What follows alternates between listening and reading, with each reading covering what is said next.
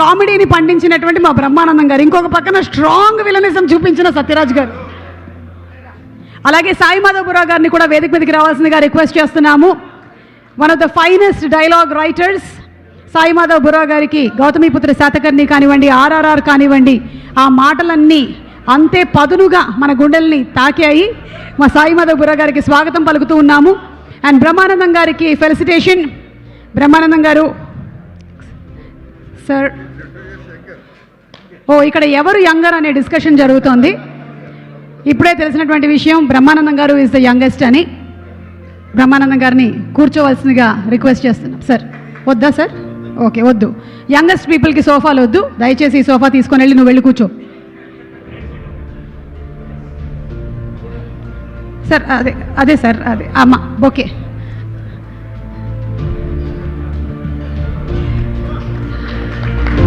Felicitation to Brahmanandam గారు.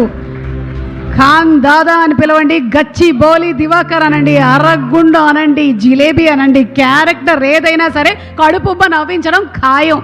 ఇన్ని వందల వేల క్యారెక్టర్లు అసలు సినిమా చరిత్రలోనే ఏ నటుడికి దక్కనటువంటి ఒక అద్భుతమైనటువంటి అనుభూతి. అండ్ ఆ అనుభూతికి మనందరం కూడా లోనయ్యాము. ఆయన క్యారెక్టర్లను ఆయన ఎంత ఆస్వాదించారో మనకు తెలియదు, కానీ మనందరం ఆయన క్యారెక్టర్ని ఆయన కన్నా రెట్టింపు ఆస్వాదించాము.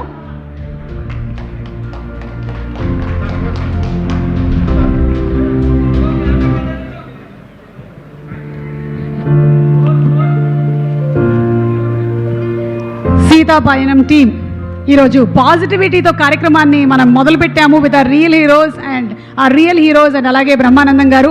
ఇక బ్రహ్మానందం గారు అయితే మన జీవితంలో నీరసం తగ్గాలి అంటే ఆయన నవరసాలు ఉండాల్సిందే. సార్ బ్రహ్మానందం గారు మీ మాటలు మేము తర్వాత వినాలని అనుకుంటున్నాము, లేటర్. ఎస్, సో బ్రహ్మానందం గారిని ఒక group picture. Aishwarya to please join, Niranjan to please join, Anup గారు.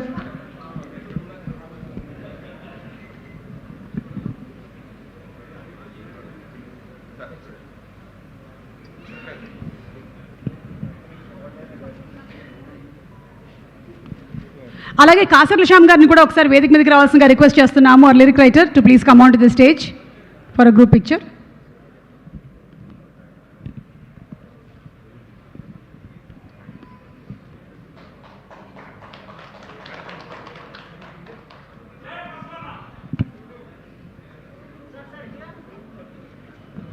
బలగం సినిమాతో నేషనల్ అవార్డుని అందుకున్నటువంటి లిరిక్ రైటర్ వారు కాసర్ల శ్యామ్ గారు, వారికి సాదర స్వాగతం.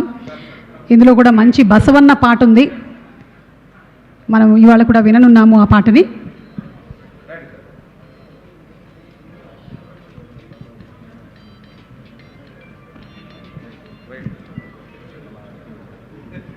Thank you.